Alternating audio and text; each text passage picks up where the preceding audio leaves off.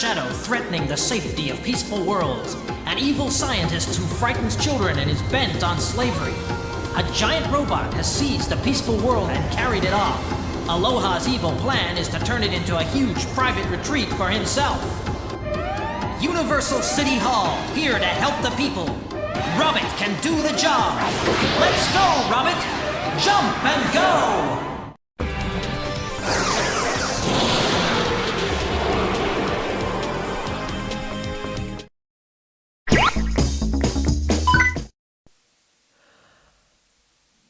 Welcome to Jumping Flash, the polygonal and beautiful world. Honestly, this game has held up super well visually of the Jumping Flash games. There were only ever 4 of them, I think, for the PS1, and then nothing happened of the IP. I imagine it definitely did well if it got that many games on the same system, but yeah, I'm actually going to be doing the first 2 games, not just the first one. I was thinking of just doing Jumping Flash 1, but then I realized this game is ridiculously short.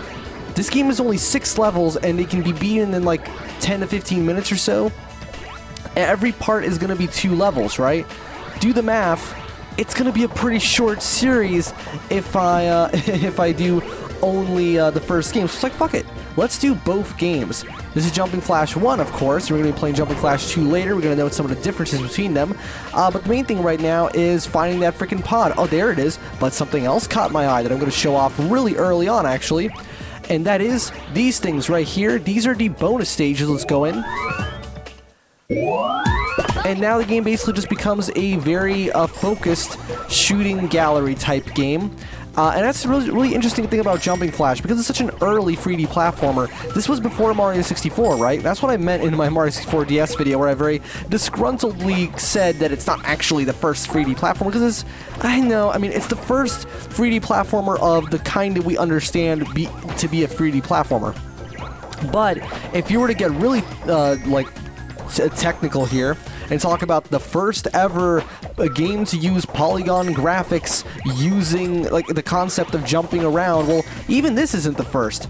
Actually, I'm pretty sure there was this game called Grounds something. I don't remember what it was called, but basically, I think I've already talked about this before, but it's probably common knowledge, really. But this game started out as this, it wasn't even a proof of concept. It was like a full-on game, but it kind of, nowadays, it sort of feels like a proof of concept because it's so simple, but it basically uses this same engine to like have you walk around and stuff and shoot things. And so they took that and just expanded it into this semi-collectathon-ish kind of open-world platformer type game with some insanely good music and art direction. Like really, for early PlayStation 1, this is 1995, early 1995, right?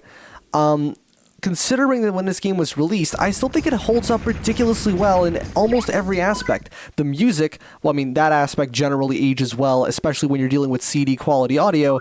But yeah, the music in this game absolutely kicks ass. Listen to this shit.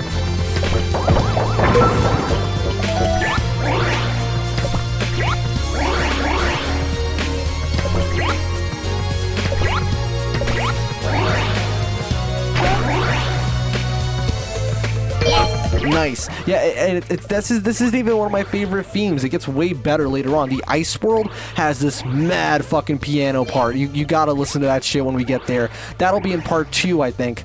But yeah, everything else about it, like the draw distance is actually pretty good. The frame rate's relatively smooth. It's running at about... well, according to the game FPS thingy down there, that you're not going to see, of course, it thinks it's running at 50... No, now it thinks it's running at 32. That's a little more realistic. It thought it was running at 59 FPS for a second. No, it was not running at 59 FPS, but, hey, at least it tries. But really, I think the main reason why this game still looks so nice is just because of the way look, its textures are very simple and tiled. And there's a lot of simple shapes. I think this game really benefits from its simplicity, which is why I'm up-resing the graphics. Obviously you can tell I'm playing this at a way higher resolution than would be the native resolution to the PlayStation 1. Right, is there going to be a cutscene? I'm pretty sure there's not going to be a cutscene right now. I'm going to shut up for the cutscenes, of course, but I think we're just going straight into the boss, right? Yes, we are. It's a very, very standard structure. Level, boss, level, boss. But the reason why I'm playing this at a higher resolution, unlike normal, is just because there's nothing to hide. You know, like a lot of games from back before, you know, 1080, I guess, really, 720 and higher, I guess, you know, the not high definition days, you know? Most of those games, even though some of them will hold up to the standards of modern resolutions, oftentimes they kind of fall apart. You can see, like, the art designers did not want you looking at this at such a high resolution. But here, because the shapes are so simple, it's such a stylized art direction that it actually looks ridiculously good. The shadows, look at the freaking shadows underneath. They're obviously not like ray trace shadows, but they look really nice and sharp. You know, it helps that they genuinely reflect the shape of the object. And I know it just sounds like I'm graphics whoring right now, but come on, that's one of the first things you notice about an old game, is how it looks, and this leaves such a good impression. I think we're gonna get a cutscene right now, so I'm gonna shut my mouth for a bit.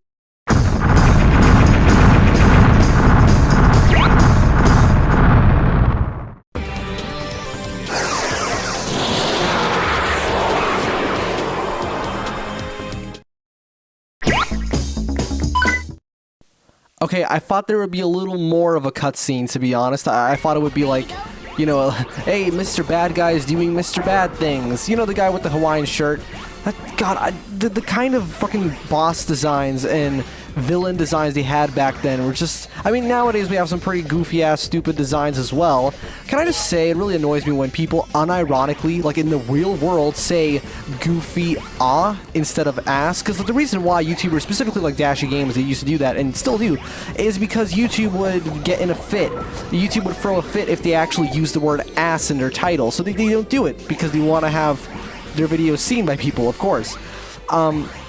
Hence why I don't often see, you know, the word, not the N-word, but like the other word N that I'm pretty sure I've used, but you don't get in trouble for it. Nazi, that one, right? You don't see that in a lot of titles, right? Or terrorists or words like that, because, you know, but yeah, it really pisses me off when people unironically say just A-H-H-H instead of... whatever, it's stupid. But regardless, though, yeah, we still get some pretty interesting villain designs. It's just like, it's so cool seeing stuff like this game, by the time you're seeing this video, is right up about, it's about to hit 30 years. 30 years of age. And look at me, I'm just going around playing it like it's nobody's business, like it came out yesterday, you know? Like, yes, it would be pretty sick if it had real mouse control, and there are some games, very few, but some, which are on PS1 and actually support, you know, like a mouse. I don't know if it was like a proprietary PS1 mouse, or if it's just any mouse. No, it must have been proprietary. Ah, fuck, I can't get up there. And you know what? And it's gonna sound really fucking stupid, but actually probably not surprising to you if you've watched any of these other videos, and that's, I genuinely prefer this to Super Mario 64. That game is revolutionary, it's amazing, and it holds up in quite a few ways. Well, for one, I think the presentation here is just so much more solid. Like, this feels like a complete, proper game, whereas Mario 64 never really did for me. I mean...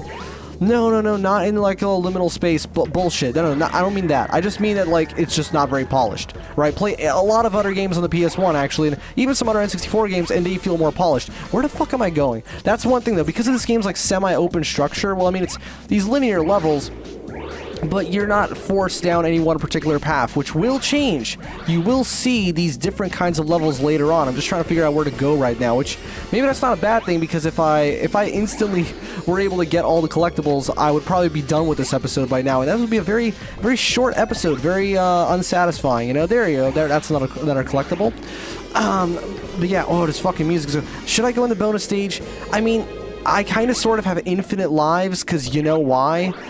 But at the same time, I mean, you know, fuck it, let's show off another bonus stage. Maybe they change drastically between them. Probably not, but let's do it anyway. Let's go in, bonus stage, let's go.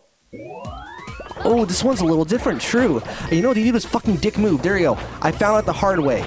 They hide them right at the start. Why would you do that, man? But yeah, you know those coins, for some reason, the way you collect them kind of reminds me of Scott Pilgrim vs. the World. Remember that game? I'm so glad it got sort of like, I think it got re-released or something, or just at least it's available again, basically. I think it became abandonware for a few years, but I think it's back now. Hopefully it's still up. You know, that game is amazing. It's so weird. It's like, you take this book and then you make an awesome movie out of it, which unfortunately didn't do super well in the box office, but still. And then you make a game out of it, and like, it's all good. How does that happen? You know, that never happens in video games usually.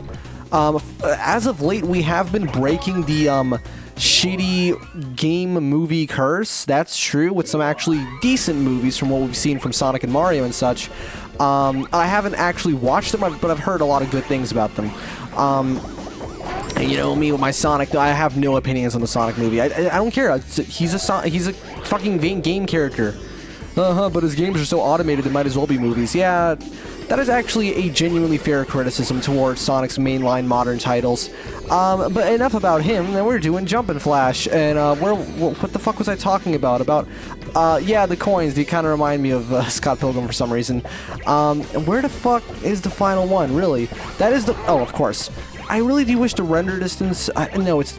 I guess the drawing distance of these of the tooltips for these things were a little bit, I guess waypoints were a little wider, and I know they could have done that. Like, this isn't like with the geometry where they genuinely have to stop rendering it before the PS1 explodes. No, this is just 2D text. They could have made it wider. They could have made it so you can see them from across the entire map.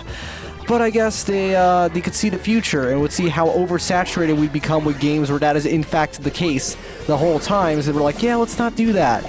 Let's not pull a Ubisoft before you... Well, no, Ubisoft was a thing at this point, but hold on, let me just aim around so I can figure out where to go. Yeah, this is back when you had to hold a separate button to aim. Oh, man, it's classic. But really, like, look at how nice these fonts look and stuff. Like, it all just looks so clean, you know? Like, it just... Oh, we gotta continue, or a 1-up or something. Like, we're gonna need those. I mean, this isn't even that difficult of a game. Like, even without save states, I wouldn't be dying very often. I wouldn't be retrying very often, because it's like... It's not a super tough game. And now, all of a sudden, we're playing Doom. Well, I guess actually it would be more accurate to say we're playing Power Slave because of the theming here. I was never a huge fan of Power Slave. I've only played the DOS version. I know that the game is very different on different platforms. It's one of those games, right? Which I really should have talked about more in my Need for Speed Porsche Unleashed video. You know, the whole, like, same name, different game thing going on.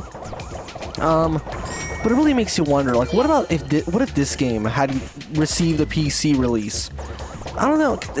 On one hand, you know, mods and obviously mouse and keyboard, but again, because of just how unique this game is, okay, fuck that, and the way that it plays, I'm having a totally fine time right now playing it with just up, down, left, and right, you know? It doesn't really require super precise aiming at any point. You don't have any rail guns or some shit, like you're not fucking deathmatching right now. You're just running around this level, shooting dudes in the face, and they go boom with these really nice... I adore the way that they break apart into pieces. That still looks so good. Really, I think that's what helps games like this age well. The fact that they're not trying to show you something that they can't show. Everything is so stylized, and it just looks like it's made of, like, paper or cardboard or something, and it looks completely intentional. Now, had the developers been given the resources and technical prowess, then maybe they would have gone for a much more... I don't want to say realistic. This still would have been a cartoony game either way. Am I even going the right way? Why do I feel like I'm going backwards? Yeah, I'm totally going backwards. But this game still would have had its same art direction, and you can tell by the CG cutscenes that they probably wanted the game to look a little different, but the way it looks right now, it's beautiful. You know, it's aged so much better than most... You know, I think I know a good reason as to why N64 games have aged kind of like shit visually, even if some of them play a lot better.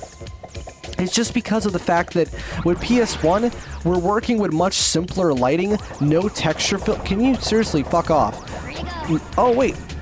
What? Oh, he meant like 3 minutes. That's what he meant by free to go. And I miss when his voice was like that, because for some reason in Jumping Flash 2, they gave him this not right voice. Like, they made him sound just like a generic kind of hero type character instead of this adorable, like, kid's voice. You know, it's great. Like, I fucking love that voice, you know? Especially when it says, like, free time, you know, when you collect one of those time stopping things, which genuinely still looks really great too. Yeah, it's so charming, so cute, you know? I don't know why they had to replace it. And then for fucking the Japanese, the third one, they also had a different voice. But that's a different character, I think, for that one, so I guess it's fine.